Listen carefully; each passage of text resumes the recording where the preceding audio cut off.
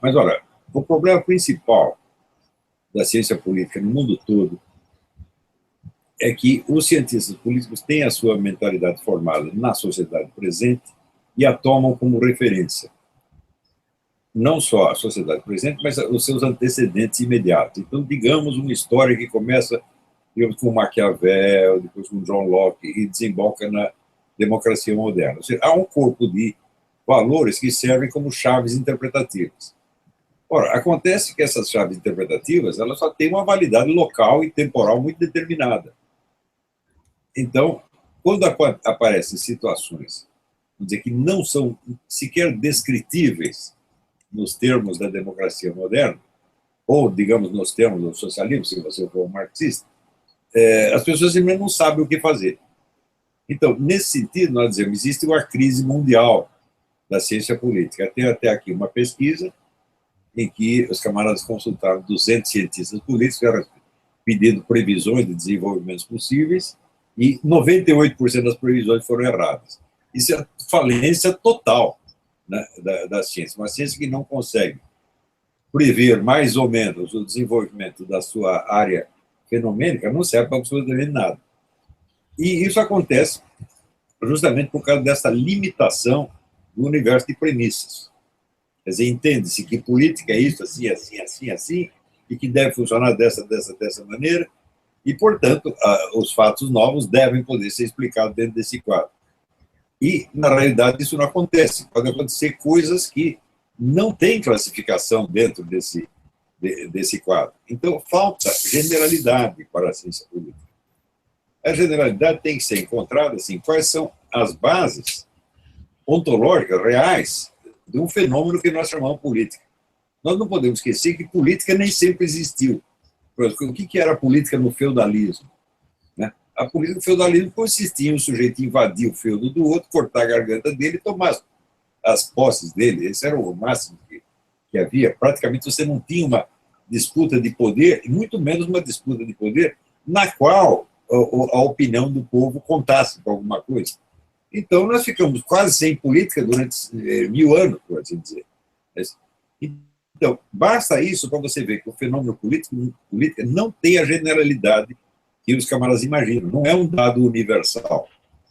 E, segundo, com o mesmo nome de política, nós denominamos fenômenos muito diferentes e, para poder abarcá-los, nós precisamos descer o nível da análise até os fundamentos ontológicos que possibilitam a existência desse fenômeno e a variedade das suas manifestações.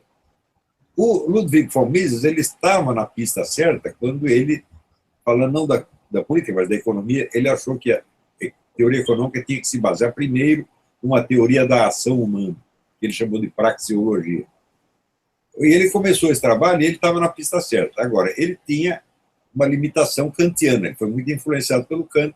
Então, do universo, ele não ia adiante do universo das possibilidades do kantismo, que foi um erro. Então, eu achei que precisava aprofundar assim, até a base mais física e natural da coisa, quer dizer, qual é o fundamento natural da existência da política. Não é isso? Então, daí veio a teoria do poder, a teoria das castas, essa coisa toda, que vamos dizer, são chaves que estão presentes em toda e qualquer manifestação do fenômeno do poder, em qualquer lugar. Então, isso vamos dizer, supra-histórico. São, para usar o termo kantiano, condições a priori da existência da política. Mas é só a priori, não no sentido kantiano, só a priori no sentido de que, antes de haver política, esses fatores já estavam. Por exemplo, digamos, o poder exercido sobre uma outra pessoa, a força física, por exemplo. No tempo do homem de Neandertal, bom, já tinha o homem de Neandertal mais forte, dominava o mais fraco, e assim por diante. Então, tem que ver isso, formas básicas de manifestação do poder e como elas vão se complicando ao longo da história até assumir as suas formas atuais. É por não ter feito essa análise que as pessoas erram nos seus diagnósticos. Eles tentam descrever a situação de hoje em função de uma situação de um passado imediato. Se você vê todos os nossos analistas políticos de mídia, eles falam muito da democracia, do Estado de Direito, etc, etc. Mas quem disse que o que está acontecendo tem algo a ver com isso? Né? Uma situação onde você tem, vamos dizer, a roubalheira generalizada, um fenômeno como o mensalão, por exemplo, que o governo central ele espalha propina por todo o Congresso, praticamente toda a classe política. Então, como você vai descrever isso nos termos, vamos dizer, da teoria democrática moderna? Simplesmente não é possível. Esse é um outro fenômeno completamente diferente, que, claro, tem a ver com o poder, mas não tem a ver nem com a democracia, nem com a falta dela. Não pode ser descrita nesses termos. Então, para isso é preciso o cientista político se desligar dos preconceitos e valores da sua própria época e tentar entender as coisas como homens de outras épocas entenderiam. Como, sei lá, como uma tribo de índios entenderia esse problema. Não, na tribo de índios não existe política, mas alguma disputa de poder existe.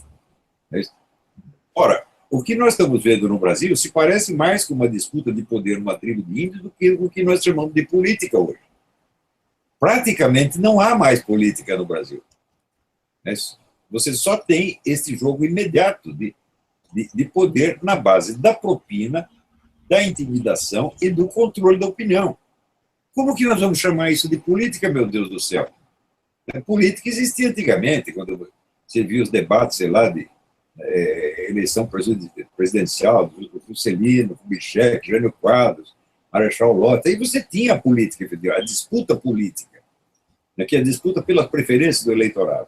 Se, como aconteceu em 2014, o eleitorado vota, mas a apuração é secreta, feita por apenas 23 pessoas, que política existe nisso, meu Deus do céu? Isso não é um fenômeno político. Nós podemos chamar de dizer que é um fenômeno criminal, mas não pode ser descrito nos termos da teoria política. Então, como as pessoas no Brasil elas gostam muito de posar como se elas fossem a encarnação do Estado de Direito, da democracia, dos direitos humanos, etc., etc., eles tentam descrever a coisa nesses termos e vão parar tão imensamente longe da realidade. Né? Por exemplo, não levam em conta o fenômeno da sua própria burrice. Eu acho que uma análise onde a posição do analista no conjunto não é levada em conta, ela não vale para nada, ela é como um sonho. O sujeito se coloca fora do quadro, ele vê aquilo projetado na parede e ele descreve o seu sonho. Agora, para ser uma análise real, precisa saber onde eu estou no meio dessa coisa. Quem sou eu no meio desse negócio? Assim como, vamos dizer, um desenhista, para fazer um desenho relativamente realista, ele tem que ter uma ideia de distância que existe entre ele e o objeto. Você está aqui dizendo, eu não posso desenhar uma maçã a 1 quilômetro de distância, não dá. Né? Então, tem que ter uma distância, ou seja, o desenhista tem que saber não só onde o objeto está, mas onde ele está. Então, isso aí é a coisa básica, mas esse pessoal não pode fazer isso. Por quê? Porque eles já assumiram um papel determinado, né? Que é o papel do defensor do bem. Eu digo, para mim, pouco me importa se eu estou sendo defensor do bem, do mal, do raio que eu parto. Eu quero saber o que está acontecendo. Eles também falham em diagnosticar a sua própria posição. Alguns porque têm rabo preso, estão, de fato, recebendo dinheiro, né? E tem que defender certas pessoas ou certas correntes, necessariamente, não tem como escapar disso aí. E daí a tendência de achar que todo mundo está fazendo a mesma coisa, como aquele bosta do Arruinaldo Azevedo, perguntando quem paga o Olavo de Carvalho. Bom, vocês, meus alunos, sabem quem me paga, porque são vocês mesmos. Né? Não tem um grande mistério aí. Né? Mas, já quem paga o Arruinaldo, fala, bom, aí já é outro problema. Quantas dessas pessoas, quantos jornalistas brasileiros recebem propina? Ora, eu recebi oferta do PFL para escrever uns artigos a favor dele. Já faz o quê? 10 anos, mais de 10 anos. Eu disse, não, se você fizer a coisa certa, eu vou escrever a seu favor, se fizer errado, eu vou escrever contra, eu tiro seu dinheiro no cu. Né? Então, se você não tem essa independência, então você já está limitado. Mesmo que você queira ser honesto, não dá. Tá certo? Segundo fator que impede as pessoas de entenderem, a destruição da alta cultura no Brasil tem como resultado a queda geral do quociente de inteligência que outro dia foi atestado por 2 psicólogos americanos. Fizeram vamos dizer, uma avaliação dos... Reuniu toda a bibliografia de testes de inteligência aplicados em 30 países, desde os anos 40 até agora, e viram que praticamente em todos os países do mundo o QI médio estava subindo, só no Brasil estava descendo. Estava subindo no Quênia, no Sudão, na Serra Leoa, no raio que eu parta. No Brasil estava caindo vertiginosamente. Por quê? Vamos dizer, a alta cultura do país não está dando conta da complexidade e riqueza de um país de 200 milhões de habitantes, de proporções continentais. Então, é assim, nós temos um país desse tamanho, com essa população, e nós temos a cultura que serviria, digamos, para a cidade de Sorocaba, ou para a Vila Nhocunyé. Né? Então, é claro que não dá para entender nada mesmo, meu Deus do céu. Agora, quando o sujeito está... É o que eu escrevi, ao contrário do dinheiro e da saúde, a inteligência é uma coisa, quanto mais você perde, menos você dá pela falta dela. E este é o problema. As pessoas estão emburrecendo e elas não percebem, portanto, elas não podem mudar de caminho. Né? Eu, quando começo a não entender alguma coisa que eu entendia, eu fico alarmado e tento corrigir. Mas esse pessoal não. Quanto menos entende, mais seguro ele se sente. Então, o grande problema... Existem dois problemas aí. Um problema é a situação política. Outra coisa é a visão que os formadores de opinião têm a respeito. A qual está agravando o problema formidavelmente e está ajudando a produzir o caos. Não é isso? Eu acho que, de todos os problemas que o Brasil tem, a queda do QI médio é o maior. A queda do QI antecedeu a corrupção, antecedeu a criminalidade, antecedeu o crescimento do consumo de droga, antecedeu tudo que é porcaria no Brasil, antecedeu 70 mil homicídios. Então, o povo começou a ficar burro. Você não pode esperar que o sujeito fique burro e continue seguindo as mesmas regras de moral, se comportando bem. Não dá para ele fazer isso mesmo que queira. Né? Então, por trás de tudo isso aí, talvez a situação política e econômica não seja em si tão complicada, mas as opiniões circulantes estão confundindo tudo. E é isso que nós, vamos dizer, cabe a pessoas como eu e vocês tentar consertar isso e introduzir um pouquinho de ordem, fazer aquela pergunta, o que está realmente acontecendo? Né? Isso aí, desde pequeno, isso foi a minha grande ambição na vida. Eu quero ser um sujeito que sabe o que está acontecendo, porra. Né? Então, e eu acho que eu passei essa ambição para vocês. A coisa principal é a gente se esforçar para entender o que está acontecendo. Não é para tomar posição, não é para oferecer, criar um mundo melhor. Né?